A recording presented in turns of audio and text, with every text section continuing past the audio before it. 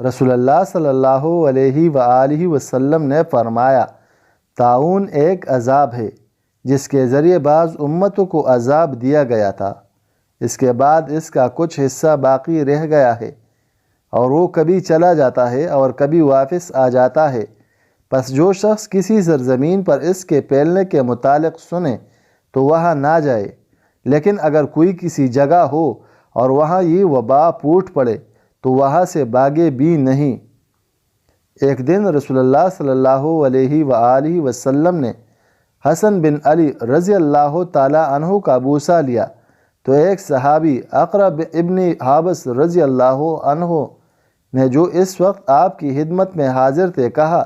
کہ میرے 10 بچے ہیں اور میں نے ان میں سے کسی کا بوسہ بھی نہیں لیا۔ رسول اللہ صلی اللہ علیہ وآلہ وسلم نے یہ سن کر ان کی طرف دیکھا اور فرمایا، جو شخص رحم نہیں کرتا اس پر رحم نہیں کیا جاتا۔ رسول اللہ صلی اللہ علیہ وآلہ وسلم نے فرمایا، اگر جنت کی کوئی عورت زمین والوں کی طرف جھانک لے تو زمین و آسمان کے درمیان تمام چیزوں کو روشن کر دے اور اس کو خوشبو سے بھر دے، اور اس کے سر اوڑھنی دنیا اور تمام چیزوں سے بہتر ہے۔